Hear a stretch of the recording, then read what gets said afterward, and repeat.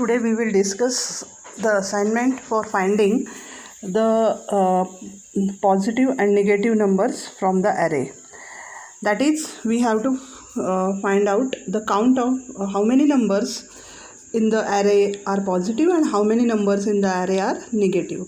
This we have to display it on the screen. So we have to declare the array by assigning multiple values. So we declare the array under section.data. So this is the initialized array. We know the values in the array. So we are declaring it under section.data. Now what is the logic of finding whether a number is positive or negative? To check whether number is positive or negative, we have to check the sign bit of the number, and MSB is the sign bit of the number, that is most significant bit. It indicates whether the number is positive or whether the number is negative. So if the MSB is 0, it indicates that the number is positive, and if MSB is 1, it indicates that the number is negative. So we can check the MSB bit and we can detect whether the particular number is positive or negative. So we can use the instruction shift left by 1 bit. That means if we shift the data in the register by 1 bit, what happens? The MSB will go into the carry flag. So if after shifting left, if the carry is set, that means the number is negative, and if the carry is 0, means number is positive.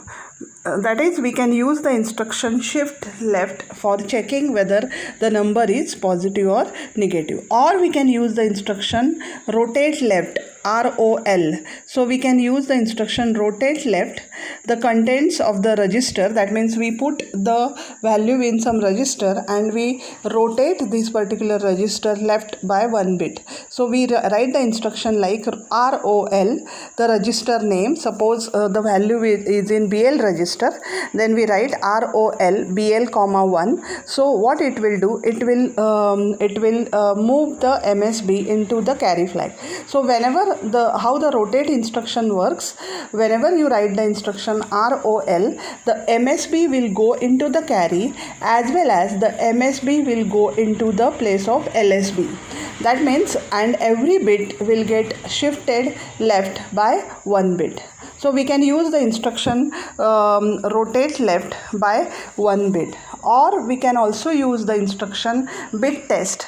So bit test is a bit manipulation instruction. So if we write the bit test instruction, that will also check whether the number is positive or number is negative. That means what the bit test instruction will do, the bit test instruction will transfer a particular bit into the carry flag, and we can check the carry flag. So see, suppose we have to find out, suppose we have the array of 64 bit. Suppose we declare the array of 64 bit. That means in the section.data we declare it as array reserve quad word, and we write the 64 bit numbers. We write the 64 bit numbers in the array. Right, so we write the 16 digits, that is first 16 digit, then second 16 digit, then third 16 digit, like that. Here we can find out whether the number is positive and negative from any of the array. You can declare a byte array, or you can declare a word array, or double word array, or you can declare a quad word array. Suppose you use the quad word array. That means the numbers are 64 bit. Array contains the numbers which are 64 bit numbers, and within that 64 bit numbers you have to check whether a number is positive or negative. Then in that case, see, what we do, we first use pointer to that particular array, because we have to access the element from the array. So see, this ARR64, this particular array, you can give any name to this array. So this particular array, you declare it under section.data. right? And we write move RCX comma n. What is n? N means how many numbers are there in the array. Suppose there are 5 numbers in the array, and from these 5 numbers you have to check which number is positive and which number is negative. So we write here move RCX comma 5. That means RCX. What is RCX? Or you can write CX also, ECX also, or RCX also, because all are the count registers, right? Then we have to declare the two counters. That means one for positive number and another for negative number. One is for positive number and one is for the negative number, because when we from the array, when we get the number positive, then we increment that particular counter, right? Once we get any particular value as a positive value, then we increment the counter for positive number, and if we get the value as a negative value, we increment the counter for the negative value. So we have used these two registers, move RBX comma 0. Initially these two registers value is 0, right? Then move RAX comma into bracket RSI. Now what this particular instruction will do, this instruction will transfer the contents of memory location which is pointed by RSI. So where RSI is pointing? RSI is pointing to the starting of the array. That means it is pointing to the first element in the array. So with this instruction, move RAX comma into bracket RSI, this will transfer the first element into RAX. This will transfer the first element into RAX. I hope everybody is understanding. Now once you transfer these contents into RAX register, then we write the instruction SHL RAX comma 1. So what this will do, this will shift left the RAX contents by 1 bit. So how the shift instruction works? There are different shift instructions, SHL, SHR, that is shift left, shift right. Here we have to check the MSB. That's why we here write the instruction SHL. So MSB will go into the carry flag, and every bit will be shifted to the left by 1 bit, and from right hand side 0 will get added. From right hand side 0 will get added. Understand this instruction carefully. SHL, shift left. Shift left, this particular instruction will shift the MSB, will load your MSB into the carry, and every bit will get shifted to the left side, and from the right hand side the 0 will be added. That is shift left. If it is shift right, then from left the 0 will be added, and the LSB will go into the carry flag, and every bit will get shifted to the right by 1 bit. Every bit will get shifted to the right by 1 bit. That is SHR. Here it is SHL. So MSB will go into the carry. So how we can check whether number is positive or negative? If the MSB is 1, number is negative, and if MSB is 0, number is positive. So that MSB is going into the carry flag. So we can check the carry flag by writing the instruction JC. So if the carry flag is set, then it will jump. It will jump. Where it will jump? It will jump to this particular label negative.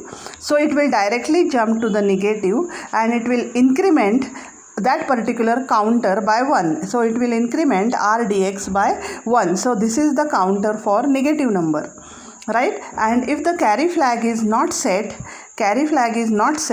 means carry is 0, then that means the number is positive. So we have to increment the count for positive number. That is, we write here after JC, we write here INC RBX. So it will increment the counter for the positive number. Now once you increment the counter for positive number, you don't have to execute the instruction INC RDX. right? For that purpose we have written here the instruction jump next. So it will JMP, it will directly jump to this particular label, that is next, and it will go to next directly without executing the instruction INCRDX, without executing the instruction INCRDX. So JMP is an unconditional jump. It will not check any condition. It will directly jump to the label, whatever the label that is mentioned over here. I hope everybody is understanding this part. That means when we get the number as positive number, we have incremented one counter, and if we get the number as negative number, we have incremented another counter, right? Once we check the first number, what we will do, we have to access now the second number. Now for accessing the second number, see, this is a 64-bit number. One number is 64-bit, right? So if the number is 64-bit, means 16 digits. So how these 16 digits are stored? These 16 digits are stored as the we can say 16 digits are stored as the 8 bytes. 16 digits are stored as the 8 bytes. 64-bit number, that is, how many bytes are there? There are 8 bytes, right? So if it is the 8 bytes, 64 divided by we can say 64 divided by 8, so it is 8 bytes. So we have to increment RSI by 8, so it will point to the next array element. So it will point to the next array element, and we will decrement the counter by 1. So DEC RCX, and if the counter is not 0, that means we have checked one number. Now we have to check another number, right? So suppose there are 5 numbers, so 5 becomes 4 after decrementing by 1. That is not 0. Jump if no 0. So if it is not 0, we will go to the label next number. So we have to now access the next number. We have already incremented RSI by 8 bytes, so it will increment increment by 8. It will increment by 8, so it will point to the next array element. That next array element is again put in RAX. By using the instruction SHL RAX, 1, we are shifting that number to the left by 1 bit. So we are checking whether that number is positive and negative. Accordingly, we will increment the counter for positive and negative number. Again, we increment the pointer to the array so that it can access the third element. We will decrement the counter, so 4 becomes 3. It is not 0, so it will again go up. So likewise, this particular loop is continued for 5 number of times, and once all numbers have been checked, whether it is positive or negative, we will come down. So it will not go to the next number, it will come down. So you have got the positive counter for positive number, that is count for positive number and count for negative number in the two registers RBX and RDX. So what you will get here, see, move into bracket P underscore count. So P underscore count, this is a variable you have to declare under section dot BSS, and N underscore count, this variable also you declare under section dot BSS. So from the RBX you will load this value in P underscore count, and from RDX you load this value in N underscore count.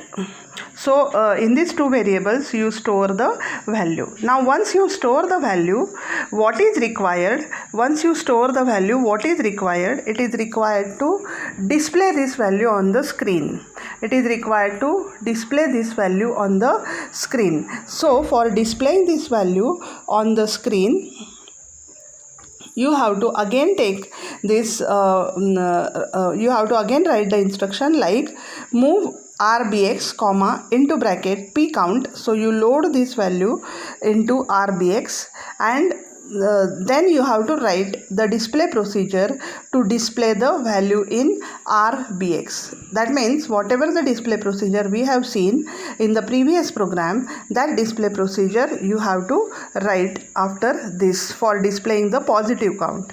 Once you display this positive count, you can you have to display the negative count. So again you transfer the contents of negative count into RBX by writing the instruction move RBX comma into bracket n count, n underscore count. So your negative count value is available in RBX, and then what is remaining you have to display the contents of RBX.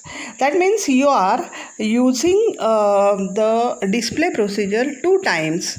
You are using the display procedure two times. So for that purpose, instead of writing the code again and again, what you do, you write the display as a display procedure separately, and you call whenever you require this display procedure. So what you do, first you display the you call the display procedure for displaying the positive count, and second time you again call the display procedure for displaying the negative count. So only the procedure you have to only write only once in the program. And how you write the procedure?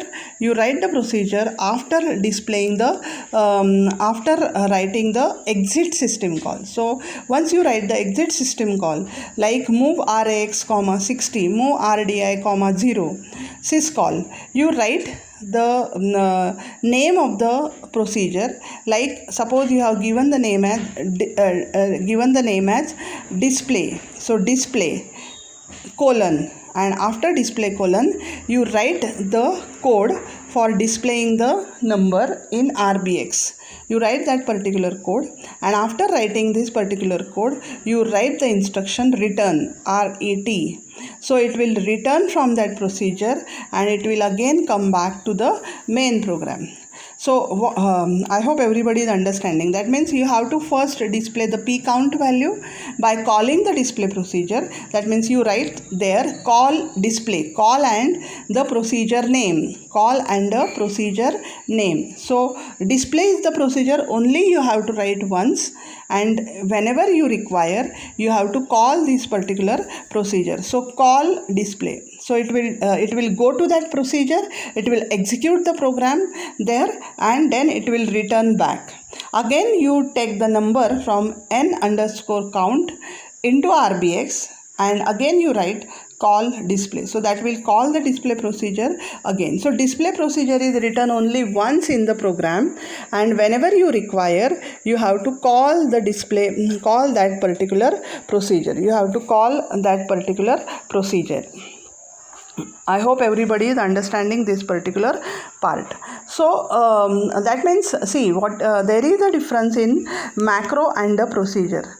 Macro is written, see whenever we have to display the messages again and again in the program, we are using the macro, and this macro is written before section dot text, right, once, and whenever you require you call the macro, you call that particular code.